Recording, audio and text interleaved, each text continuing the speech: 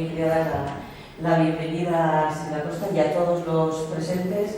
Se ve que este es un seminario metodológico y que además queremos un poco abrir los marcos cronológicos, que es nuestra intención, porque como bien sabéis siempre lo hemos intentado, y entonces pisamos un poco en la Edad Media e intentamos pisar un poco también la contemporánea, no tenemos fronteras, por lo tanto unos vienen y otros vamos de un lugar a otro. Y en esa línea queríamos centrarnos en un eje metodológico que ha sido poco transitado por nuestro grupo, pero que somos conscientes de que tenemos que meternos bien de cabeza. Y en esa línea pensamos en la participación de Arsenio da Costa, con quien comparto desde hace muchos años grupo de investigación. Yo creo que formamos parte de un grupo muy gratificante de trabajar con él, que está liderado por el profesor Ramón Díaz de Durano, que es un gran conocedor de esta casa igualmente, y por lo tanto fue él mismo, además me dijo, os puede adelantar muy bien, explicar muy bien qué es esta magnífica base de datos sobre la que estamos trabajando y que a todos nos gustaría poder hacer con nuestra propia información. El profesor da Costa es doctor en Historia por la Universidad de Salamanca y es doctor en Antropología Social y Cultural por la UNED. En la actualidad es profesor titular en el área de Antropología Social de la Universidad de Salamanca. Hablamos muchas veces de interdisciplinariedad. Yo creo que es un muy buen ejemplo de buen hacer en este sentido. Tienes múltiples estancias en el extranjero. Lo que más nos interesa precisamente es esa investigación multidisciplinar en la que has desarrollado estos años tu trabajo.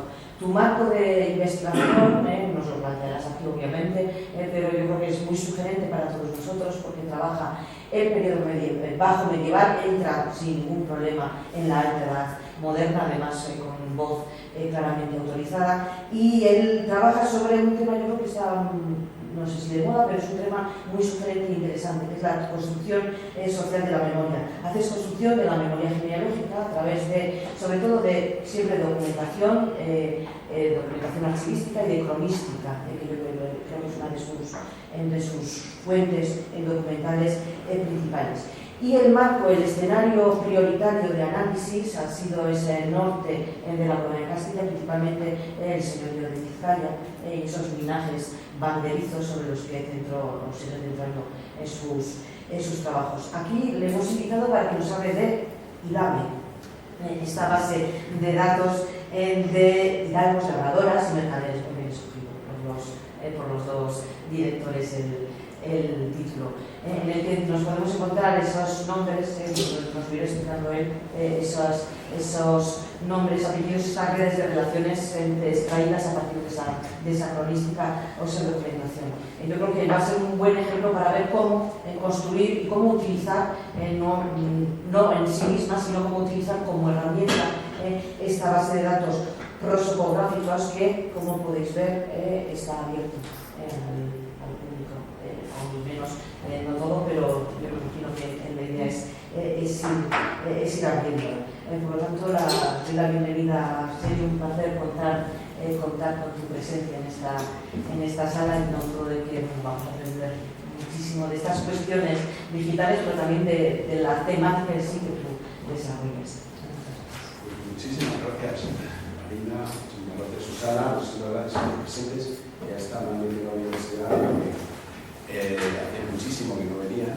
No a Santander, he estado en la biblioteca de Literarios no hace mucho, pero buscando manuscritos, porque esta sí es una preocupación. No sé si adelantarme casi al debate, ¿no? En referencia a esta moda que se ha instalado entre nosotros, en los ámbitos de la historia, los humanidades y otras disciplinas hermanas, cerca de lo que llamamos humanidades digitales, como yo no sé si una moda, una especie de, como decimos con eso, de postureo, más que orientarlo, que también lo hay.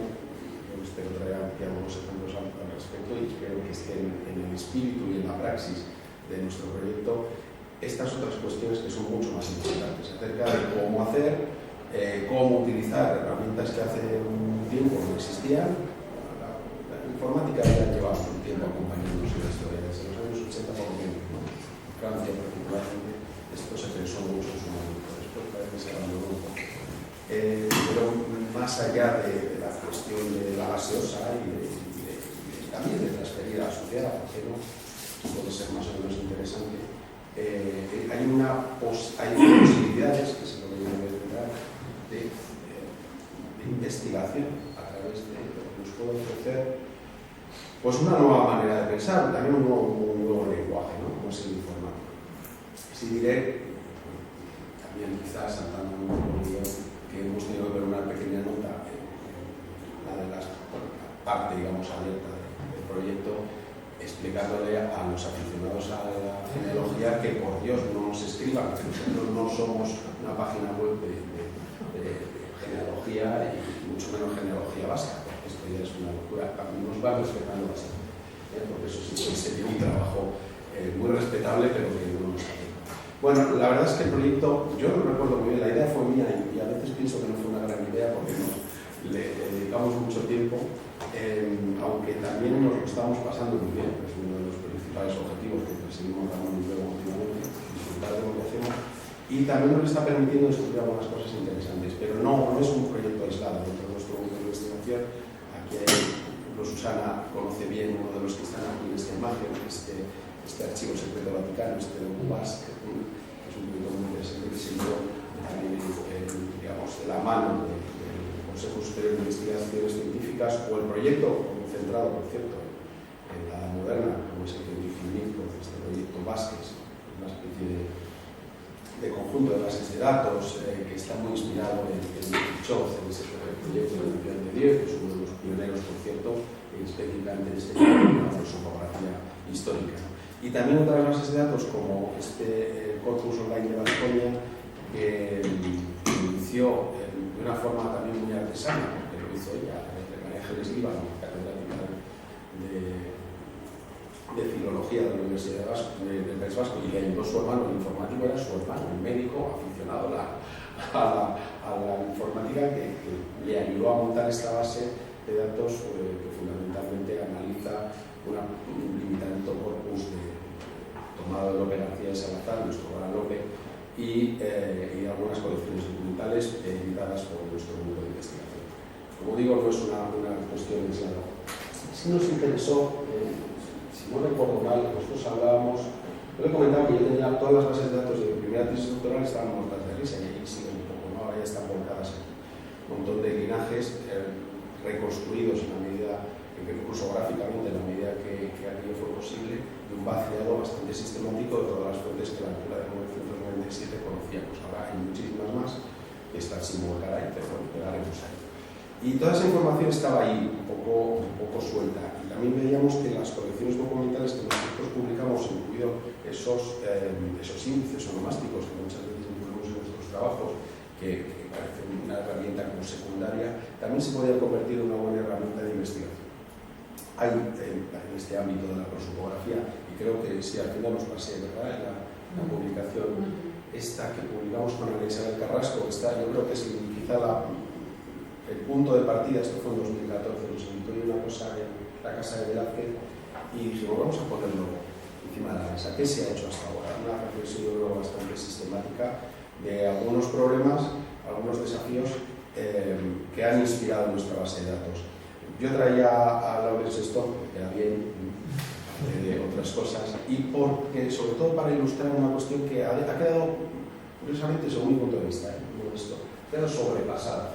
Es decir, la cuestión teórica que planteaba, por ejemplo, que discutía con Lerner y con otros, acerca de si la prosopografía era un campo, digamos, de investigación propio o era una técnica auxiliar, esto ha quedado al final superado por esto que llamamos humanidades digitales y por las posibilidades, aquí también me adelanto un poco al posible debate, de esto que llaman minería de datos, que estamos empezando a vislumbrar en nuestro campo y que yo me estoy resistiendo un poco, aunque hemos hecho nuestros pequeños experimentos, porque no sé si porque ya me voy haciendo mayor, pero lo último que he escrito, la última palabra, el último artículo, porque está referido, que se llama Gailame, que saldrá pronto en el libro colectivo, alude precisamente a la orfebrería de datos, a esto que yo tengo la sensación de que vamos perdiendo y que en nuestro trabajo, como perdamos ese gusto por el detalle, ese contacto con el iba a decir el pergamino, con el códice o con el documento de archivo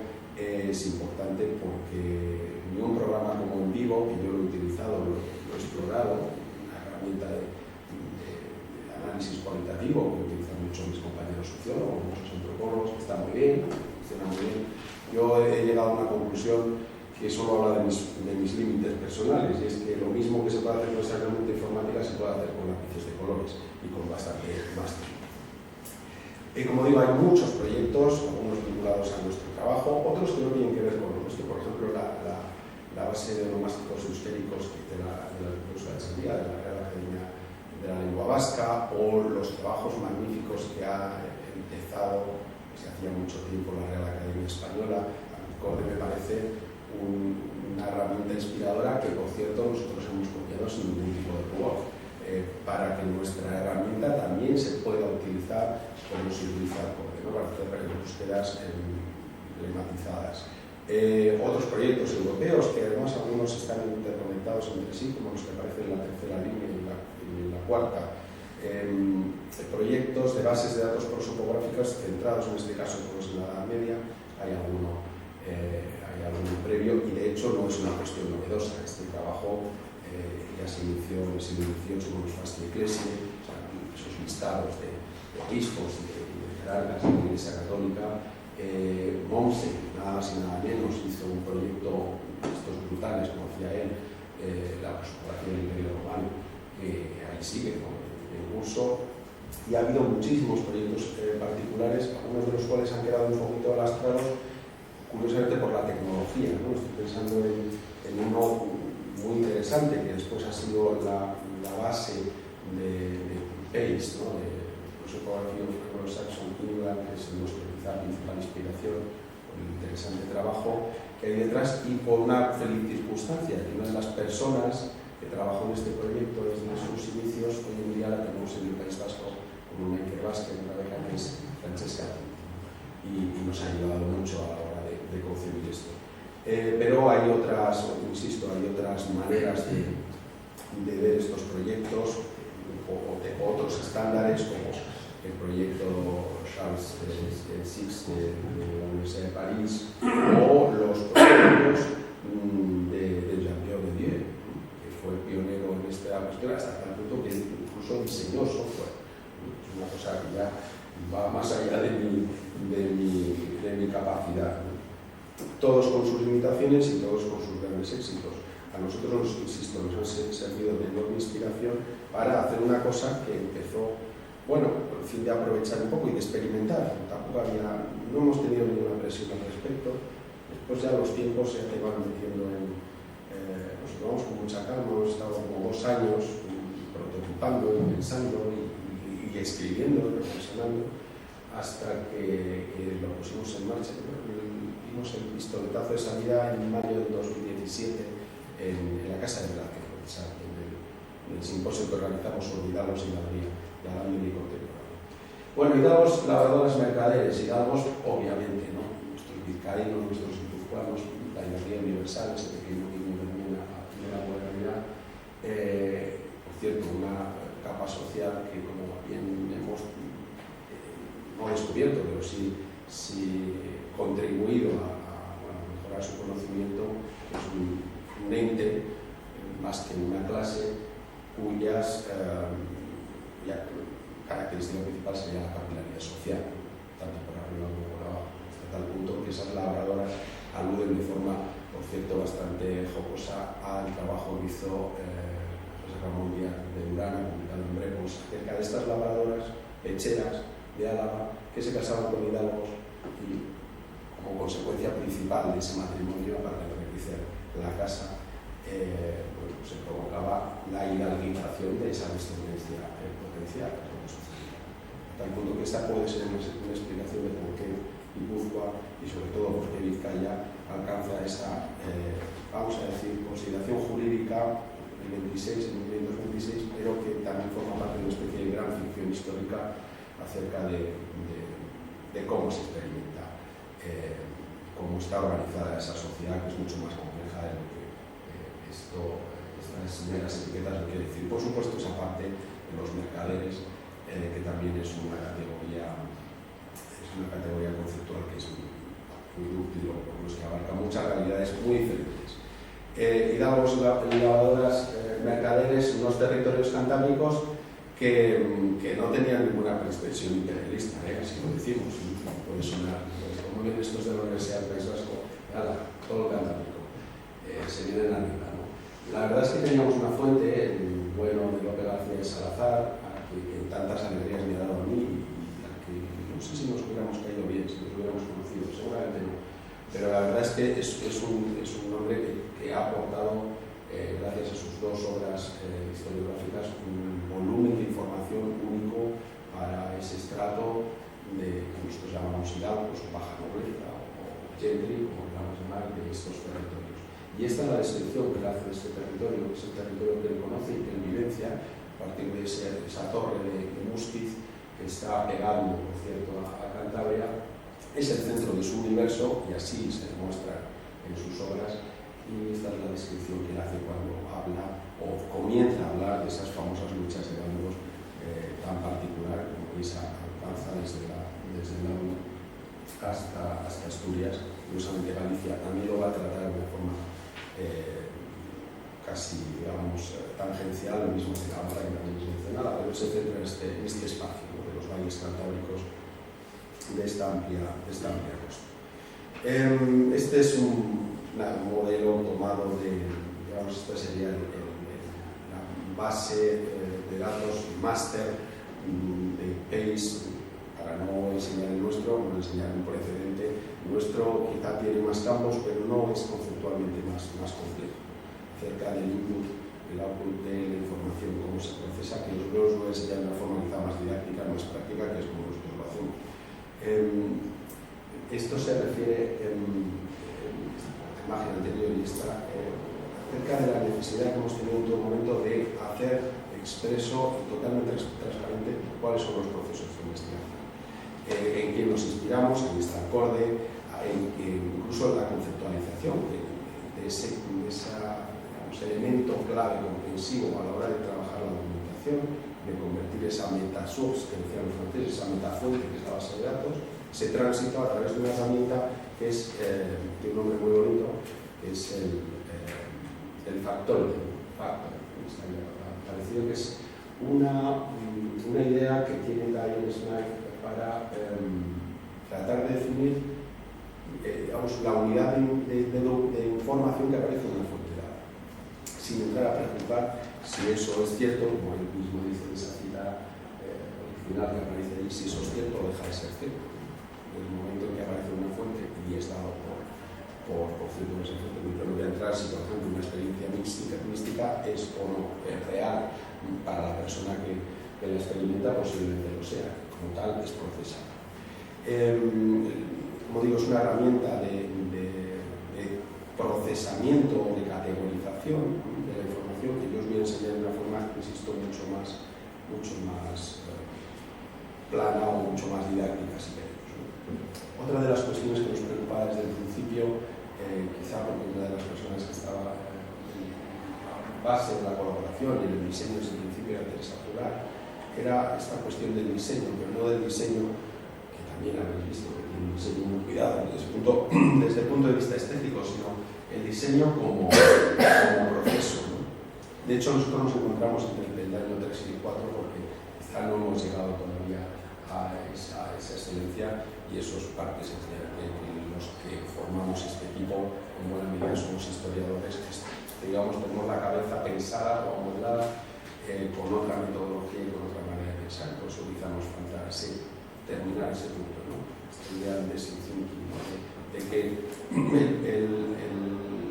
el diseño esté desde la propia construcción del proyecto, esté en todas las fases del proyecto, no solo forme parte de esa, por ejemplo, de todo el aspecto gráfico, que es muy importante, o de las 150.000 líneas de código que tiene detrás. Y no me preguntéis mucho porque yo lo que nosotros hemos hecho muchas veces, además de forma totalmente descentralizada y muy pocas veces presencial, es usar un sistema de traducción simultánea. A mí me ponían enfrente de unos informáticos y Teresa hacía un poco de puente entre su lenguaje y el mío, decía, oye, vamos a tratar te voy a tratar de explicar lo que es un linaje, ¿no?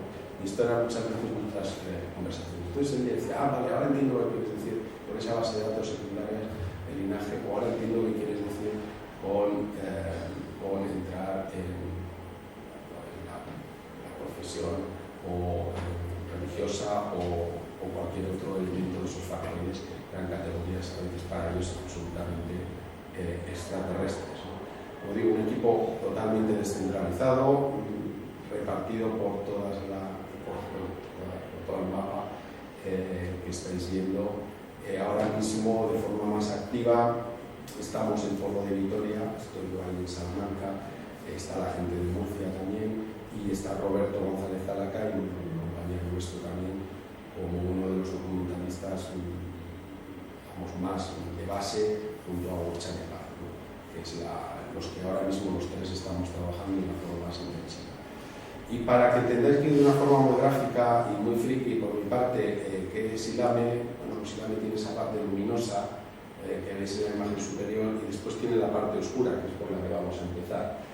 La parte oscura que solo conocemos muy pocos y que vosotros también hoy vais a conocer, que es la parte cómo nosotros trabajamos. Vais a ver que no es muy diferente a cómo trabajamos los historiadores la documentación de archivo, cómo la procesamos. En realidad es una forma muy parecida, pero que bueno, va automatizada o va ayudada de una serie de herramientas que forman parte de la propia aplicación, ¿no? Son herramientas que, por cierto, algunas solo tengo acceso yo o los informáticos, como puede ser la administración, pero otras que se refieren a cómo procesar, insisto, esa información. De hecho, ahí si veis contextos, ya explica, tenemos unas pequeñas etiquetas para que no nos olvidemos de que es un contexto, ¿no? Que, por cierto, el concepto está tomado de corte, de la Real Academia de la Lengua. Un fragmento textual sobre el que comenzamos a procesar la información.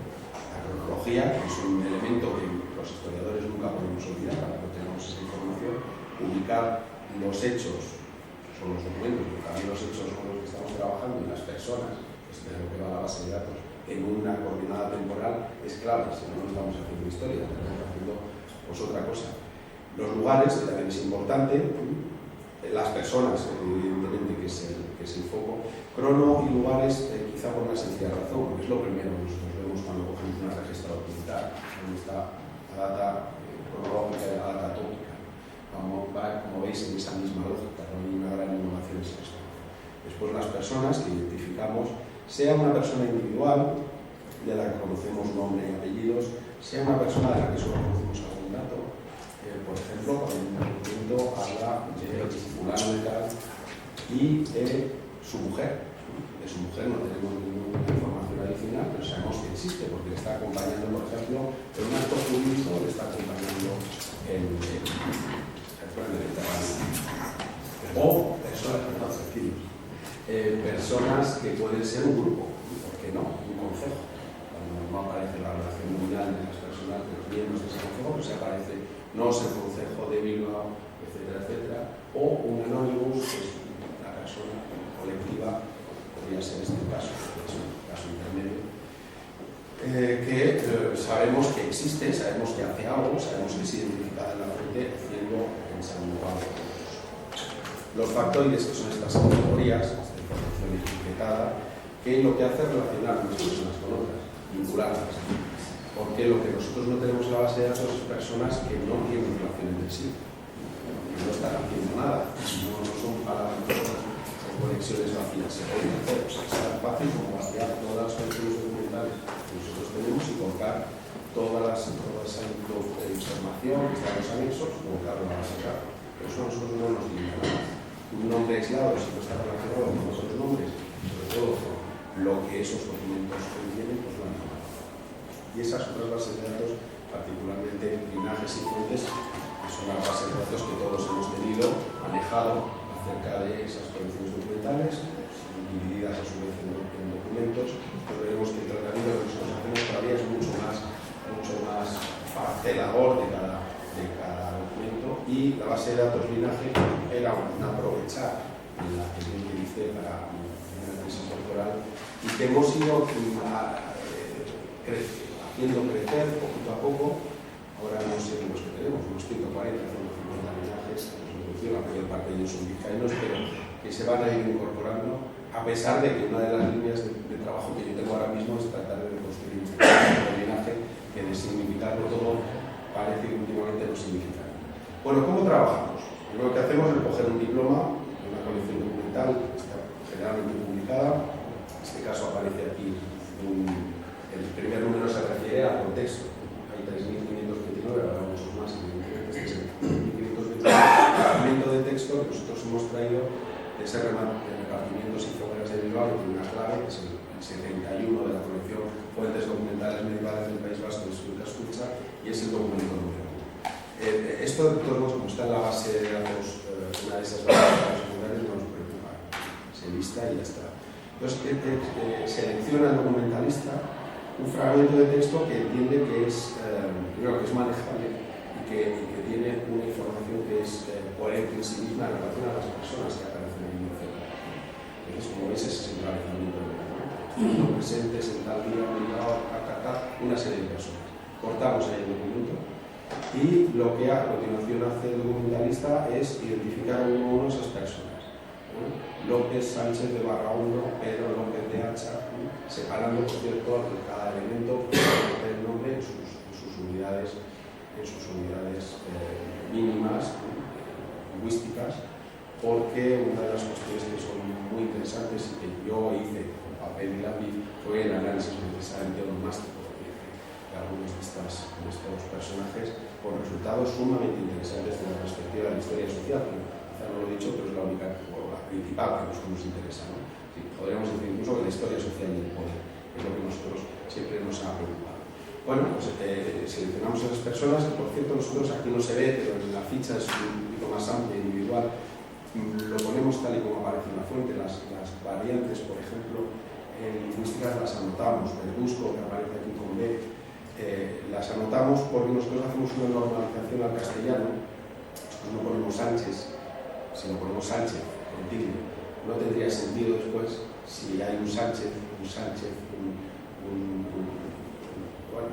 Sánchez, si no tenemos esa información unificada, los procesos informáticos, procesos de búsqueda, se ralentizan enormemente. O habría que crear un logaritmo que ayudara, bueno, en vez de crear un logaritmo, lo que nosotros hemos hecho es normalizar, insisto, al castellano, podríamos haberlo hecho en euskera, pero es complicado porque los documentos en su inmensa mayoría para este periodo están todos en castellano y van a seguir estando. Hay algunos textos que sabemos en euskera, os he estado yo enseñando esto hace poquito. La gente le sorprende mucho, ¿no? Esos pequeños romances, esos pequeños textos, cantares, épicos, que son más bien del 16, pero que remiten al siglo XV. Pero generalmente esta información está toda en castellano, por lo tanto hemos tenido que era la forma más cómoda de hacerlo. Y una vez que tenemos a todas esas personas que aparecen aquí en la imagen de la parte de la derecha, que las tenemos identificadas y que además tenemos la data, que bueno, os he explicado, el sistema de clasificación de data pues es bastante estándar, ¿no? Desde la data completa día, mes, año, hasta periodos, digamos, de ventanas de tiempo en las que se ha hecho, que ha podido suceder. Tenemos la manera de poderlo ubicar en el tiempo ante y post-QUEM, incluso un florbit, que es una de las categorías que hemos copiado los ingleses, es esta idea de que una persona sabemos que más o menos en estas décadas es cuando tiene su vida activa. Bueno, tenemos muchas maneras, aquí hay una fecha absoluta, porque es documentación conceptual que generalmente es bastante más precisa. Es una fuente cronística. En el caso de Lope García de Salazar suele ser bastante precisa, por lo menos en cuanto a año, ¿no? Más o menos lo ubicas en un año, da la fecha, pero por el mes ya es más complicado y el día es mucho más difícil que aparezca. Bueno, pues tenemos esa información que nosotros hemos ido procesando y cuando ya la tenemos procesada nosotros añadimos a partir de grandes, veis que hay grandes bloques temáticos, identificación del individuo, género, uso, capacitación lingüística. En algún documento nosotros podemos decir que esa persona sabe euskera, en el caso de algún documento vasco, porque lo dice, ¿no? Porque nosotros lo interpretemos. No porque su nombre remita a la lengua vasca. Entonces, esos datos, por ejemplo, están dentro de identificación de individuos, relaciones de parentesco, que parece que son relativamente sencillas de poder consultarlo, porque es una gente como nosotros, pues, que le gustaba la universidad y relacionarse de formas complejas. Los vínculos sociales, que se refieren a otro tipo de vínculos fuera de los del parentesco, la cuestión del estado patrimonial de esas personas, que es un campo que la verdad es que son campos que están en crecimiento. A mí me llama a Burchane, lo único que puede crear los factores es me llama a Burchane y me planteo un problema. Aquí en este documento aparece esta referencia.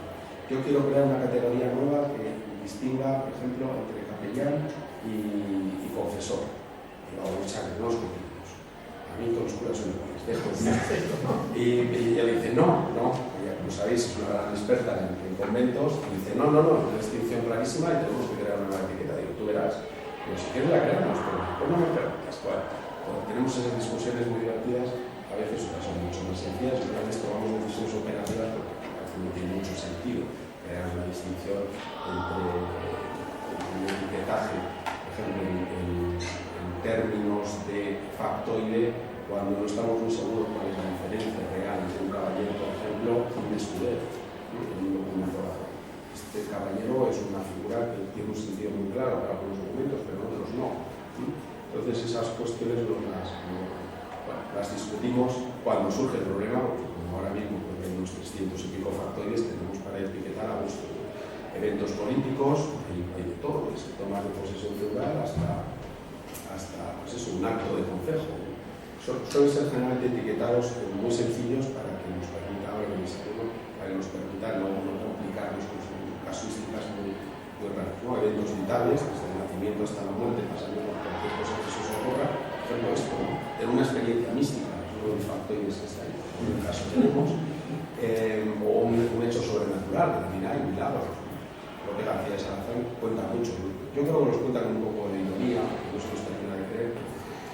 Este linaje decía que había nacido de tal, en fin, cuestiones sobrenaturales que también están en eventos, relaciones socioeconómicas, actos religiosos, en fin, hay una serie de etiquetados que ya vamos enriqueciendo. Nosotros partimos de una base amplia, y esta es la parte en la que participamos más todos, discutimos más los miembros del equipo, pero preguntamos, oye, ¿y esto cómo lo explicamos? ¿No? Pues, por ejemplo, en este caso, ¿no? Que sería de separar un subgrupo de identificación de individuo, y dentro de identificación de individuo otro subgrupo, tenemos como 3 niveles. Etiqueta social, pues ahí tenemos de todo. Marcadores sociales a que nos referimos, cuando aparece la fórmula don, doña, señor. Eso para nosotros es un marcador social que nosotros expresamos, porque nos permite hacer búsquedas después, o pensamos que nos va a permitir hacer búsquedas después. Noveza titulada Condes Duques, esto que no tenemos de momento, alguna aparece. Los de Lasco, que siempre están por allí, enredando por allí y por aquí. Parientes mayores, parientes menores, caballeros, escuderos, enanos, vecinos, villanos. Esto sí. En la iglesia a veces es posible que esas etiquetas se superpongan en algún caso, pero puede que no. Bueno, hemos tenido que crear después alguna herramienta nueva. Un poquito rápido para no aburrirnos demasiado. Esta que es una de nuestras favoritas, que es el fusionador de personas. Que somos muy de ciencia ficción, nos encanta eso de meter cosas en la máquina y que explore. Sí, ahora estamos con el coronavirus, viene muy a cuento. Bueno, nos ocurre, no nos puede ser de otra manera, y más con la nomástica bajo medieval y principios de la edad moderna, que la gente tiene la manía de llamarse de una forma muy parecida. Incluso nos hemos encontrado casos, este es el caso paradigmático.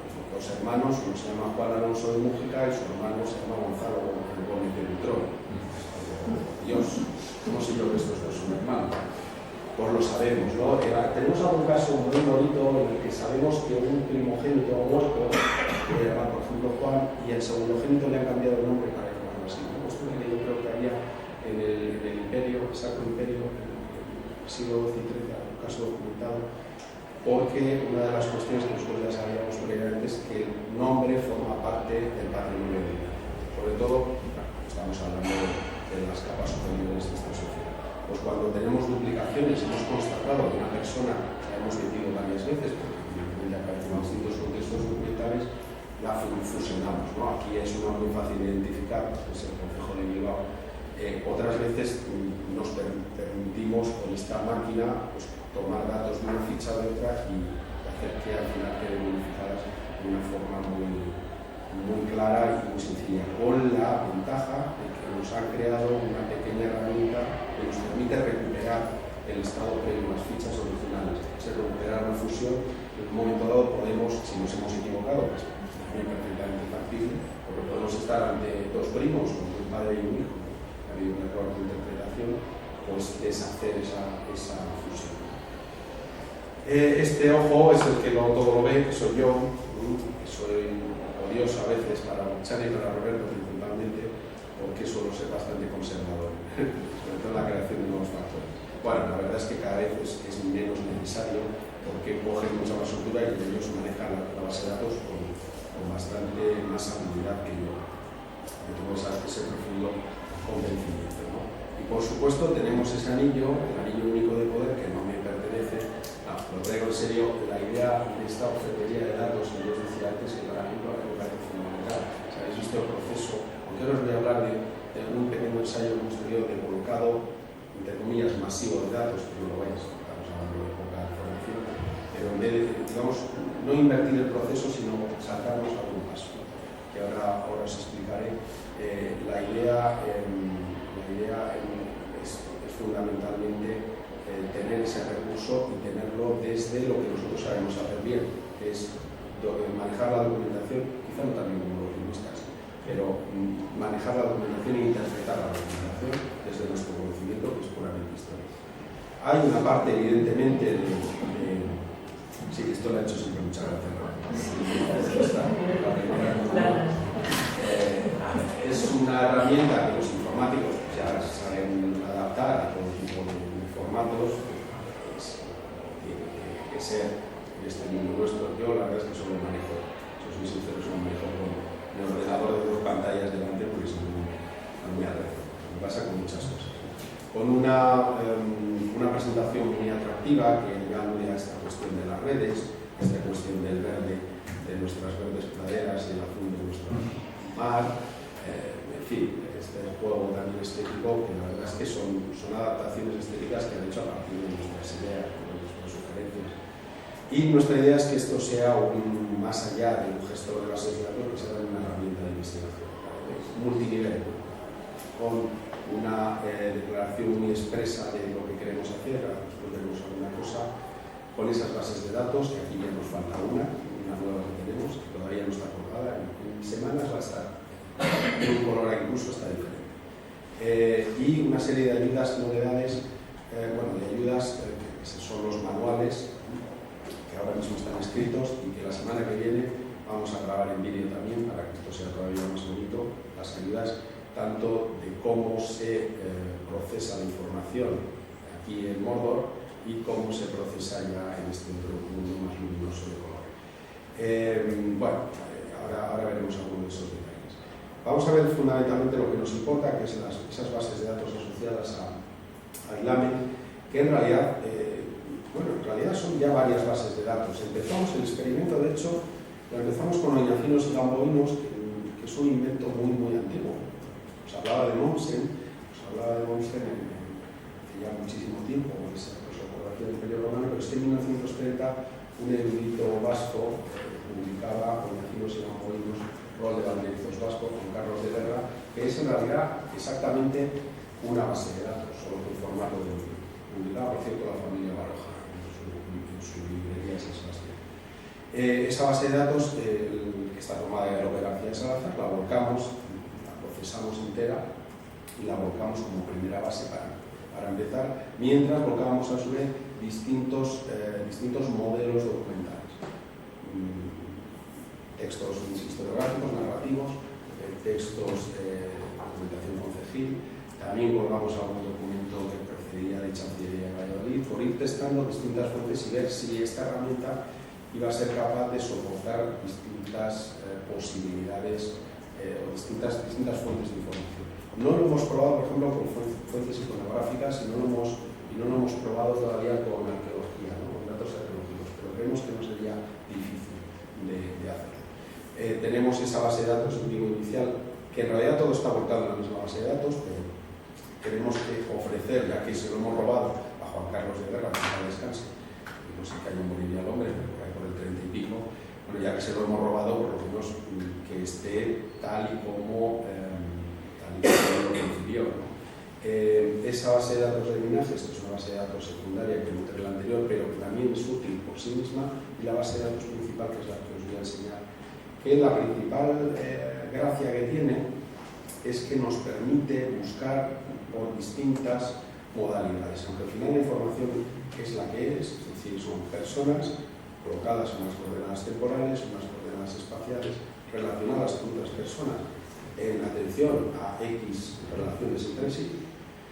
Pues eso se puede leer de una distinta manera, desde la más básica, que es esta búsqueda principal, en la que uno puede buscar por personas, por lugares, por etiquetas, factores, así, o incluso por cronología, y como veis, lo más antiguo que tenemos es de finales, mediados del siglo XIII, que seguramente es una alusión a algún monarca, y la más moderna es de 1540.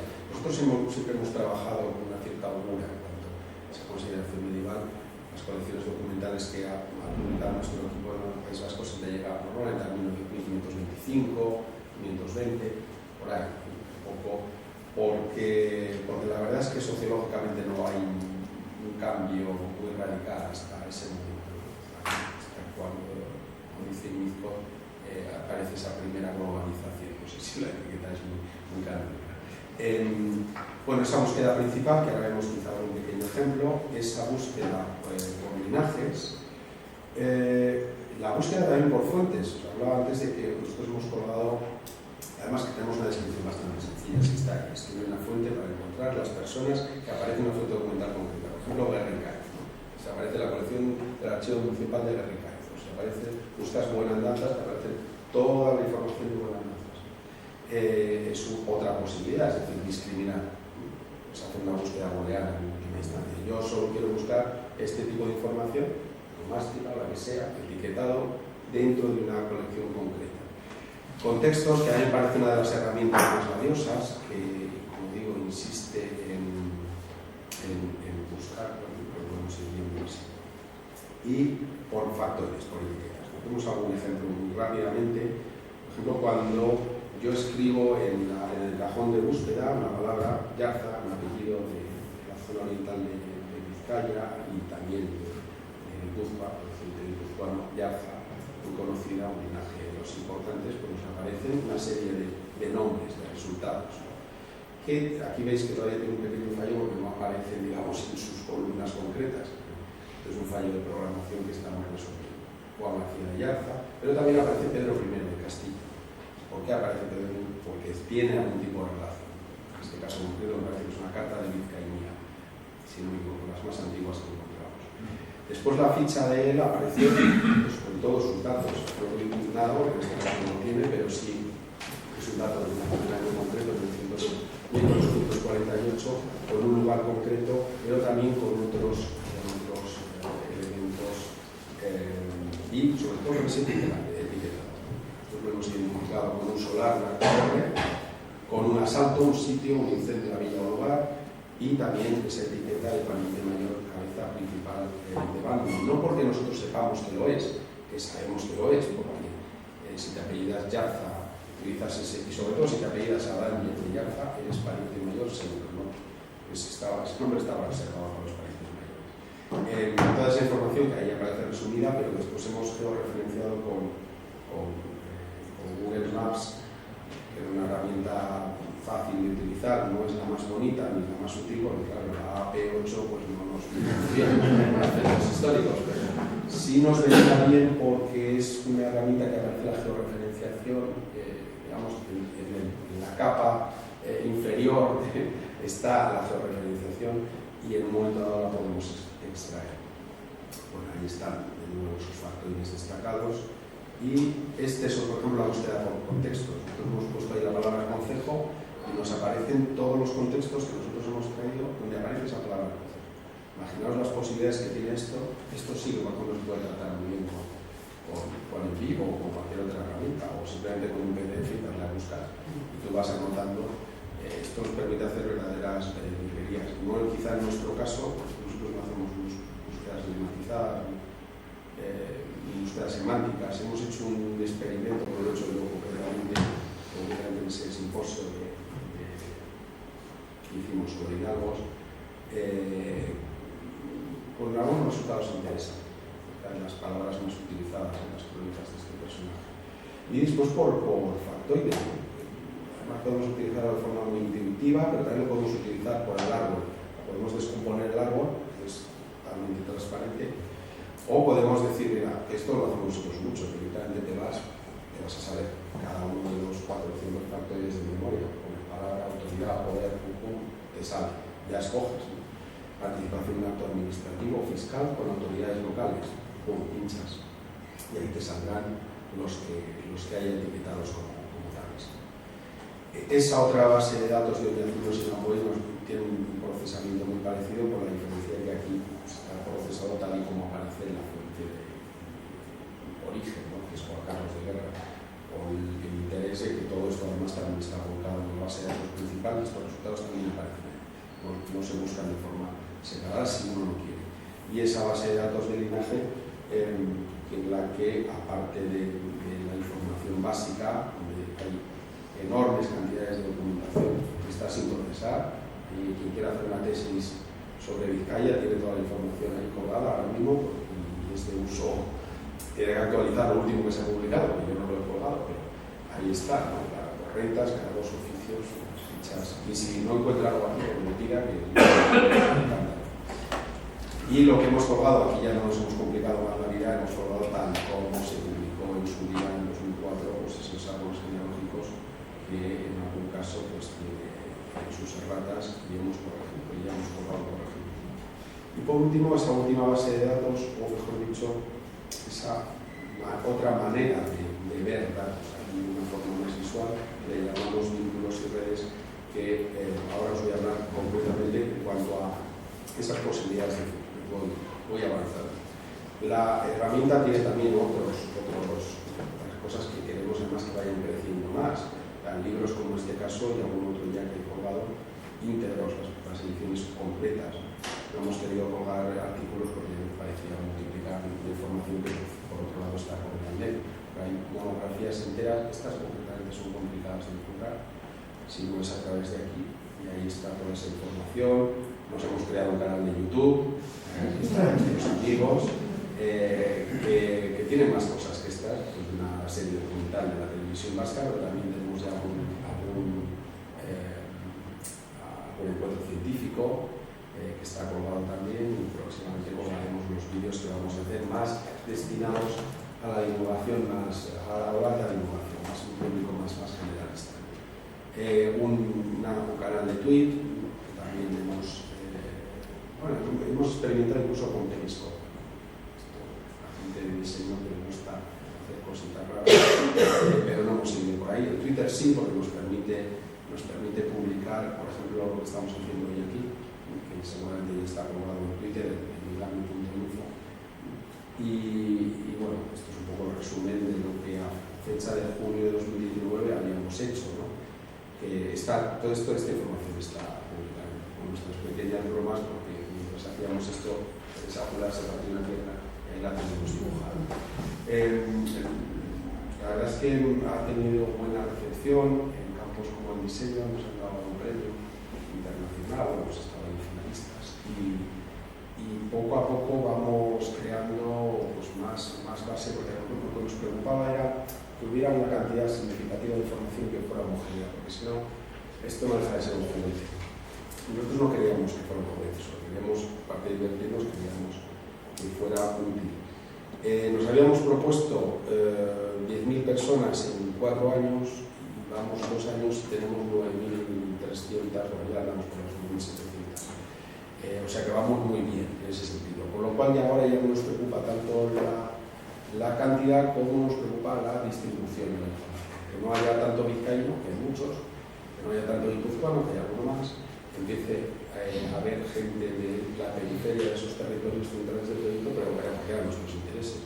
Hemos empezado esta semana a volcar documentación prosopográfica de las actas municipales del Concejo de Vitoria, por ejemplo, Ya no estamos hablando de una pequeña ciudad, sino que estamos hablando de una señora ciudad en el contexto castellano bajo medieval, una ciudad muy importante, con una posiblemente clasificación social muy diferente de lo que estamos acostumbrados. Y ya tenemos también, gracias a algo que os voy a comentar ahora, volcada información sobre la zona muy cercana a Cantabria, incluso puede que tengamos alguna. No, Cantabria todavía no. Documentación de la zona de Merindanes también hemos colgado de la primera mitad del siglo XV, de la segunda mitad también. Y posiblemente lo siguiente que caiga sea algo de Cantabria, concretamente de Escalante, que tenemos la colección documental que hemos sacado de Chancillería de Valladolid, el famoso pleito que hay contra los señores de la villa. Y como estamos con la edición, pues posiblemente lo siguiente que volvemos sea Escalante para ir poco a poco. Pero como veis, intentando no solo tener algo, sino también tener cambios que siempre están más menos visibilizados en las fuentes, mercaderes. Bueno, teníamos dos desafíos hace aproximadamente un año. Este primer desafío es el que lo tenemos en origen, nos preocupaba. Como decía Bruno Bout, holandés, es muy común entre medievalistas y modernistas ese síndrome de mi base de datos, ¿no? La base de datos que solo tienes tú, que solo consultas tú y que queda aislada. ¿Cuántas bases de datos tenemos cada uno de nosotros? ¿Cómo podemos interconectar ese trabajo? No la base de datos en sí, por explotar toda esa información. Hablando de minería de datos, todos los tesoros, los diamantes que hay en cada uno de los despachos, cada uno de los ordenadores. Yo pienso en mis propias bases de datos cuando empecé con mi de base. Si ya no existiera ese programa, ¿dónde está esa información? Hemos perdido mucho. Incluso documentos de Word, que ahora ya no podemos abrir, o de Word Perfect, me parece que es aquello, ¿no? En fin, de la prehistoria. Los jóvenes no saben de qué hablamos. Esto es de viejos. Bueno, este era un desafío que teníamos desde el principio porque detectábamos que había ese problema. El único caso donde encontrábamos que había, digamos, dos maneras de gestionar la convergencia. Una era utilizar un mismo software, un mismo planteamiento metodológico, que era el tema que sale de King College, o que da soporte a través del gobierno de Reino Unido a todas esas bases de datos medievales, incluidas las bizantinas.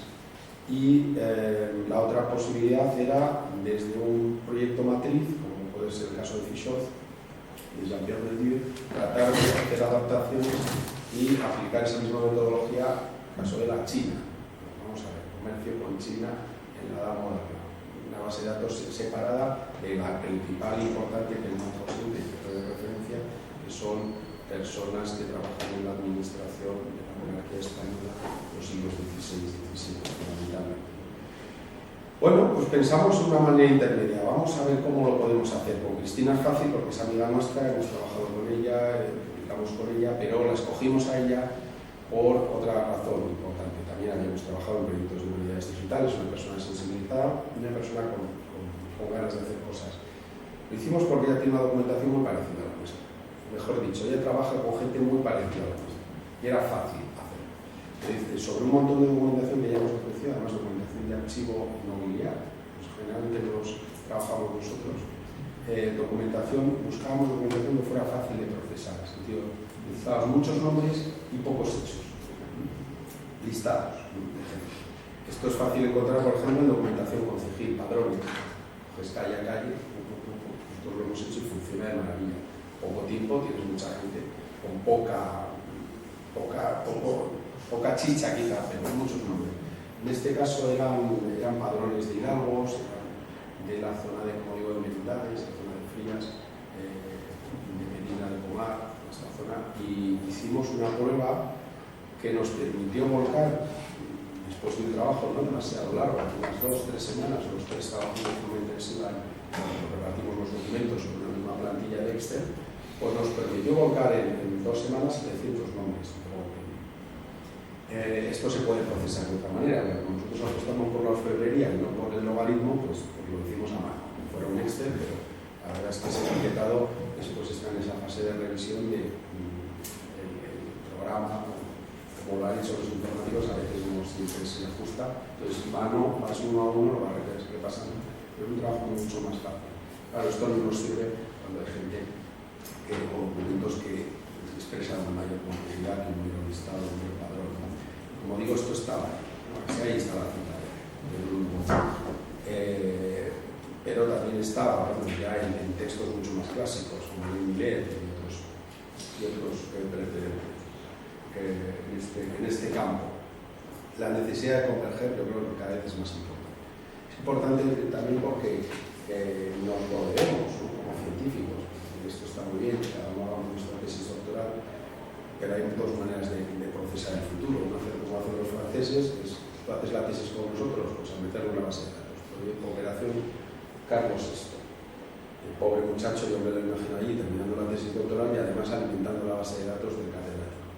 Bueno, hay otra manera de hacerlo y es encontrar esta manera de procesar desde una metodología muy parecida y de una, no he hablado de ello porque son cuestiones informáticas que quizás son más secundarias, de una misma base de programación sobre ese SQL Server, que es un software en abierto y que además nosotros creo que lo tenemos por aquí, además, sí, la Creative Commons.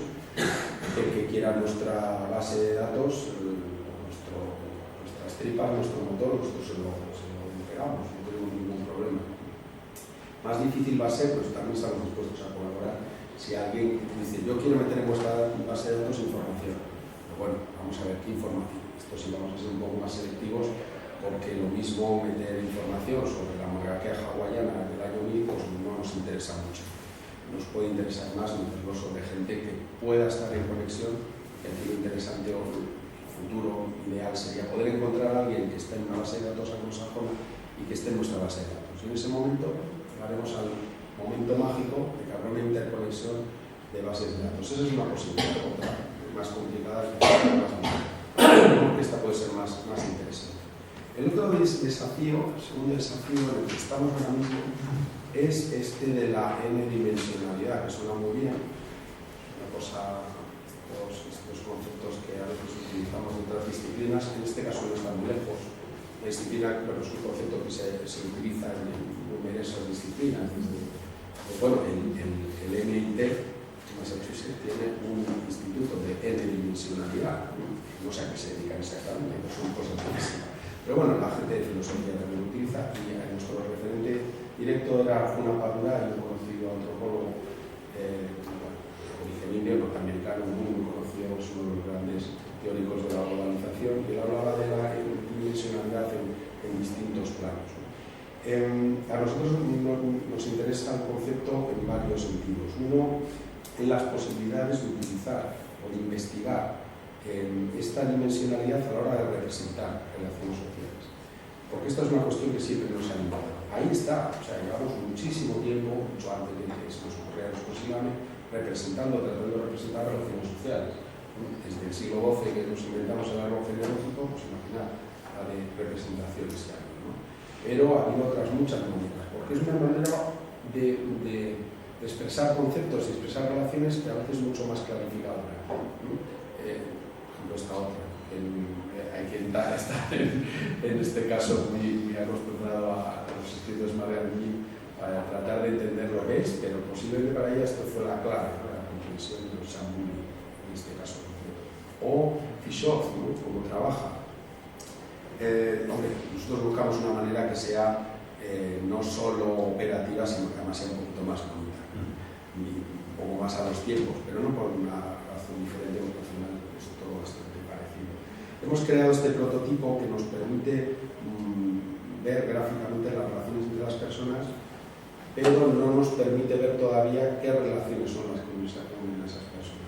No hay relaciones de relaciones. Y lo único que hemos conseguido de una forma muy fácil, porque no hemos encontrado la manera de expresar. El que no la ha encontrado todavía soy yo. Yo no la tengo en la cabeza y hasta que no la tenga no voy a parar. Porque no sé cómo tenemos que representar esto gráficamente. Yo todo lo que veo me resulta muy plano, todo es muy plano, y esto también es muy plano. Al final, me gustaría más verlo en 3 dimensiones, pero no sé cómo se puede ver esto en 3 dimensiones. Más allá de esa dimensión gráfica, lo que yo creo que esto puede ser muy interesante es para poder utilizarlo como herramienta de exploración, herramienta de investigación. Es decir, voy a jugar, ¿no? Hagámoslo así, vamos a jugar, vamos a Vamos a ver qué surge de relacionar a estas personas con estas otras. ¿Por qué estas están relacionadas aquí y no en este nodo, ¿no? ¿Cuáles son los nodos principales? ¿Por qué aparecen tantas mujeres cuando no deberían aparecer tantas según nuestra propia percepción, cuando no en la documentación? ¿Cuál es el papel que esa representatividad juega en este caso? Por ejemplo, una cosa que nos ha sorprendido en las fuentes, que haya tantas mujeres relativamente para el tipo de documentación que estamos manejando y para el periodo que manejamos. Quizá para la moda incluso haya menos.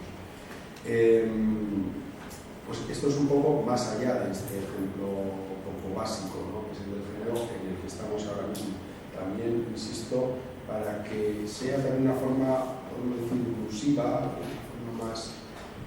una forma diferente de aproximarnos a la investigación. Y yo creo que no os voy a aburrir más, casi esperando que me hagáis alguna pregunta que yo sea capaz de responder. Muchas gracias.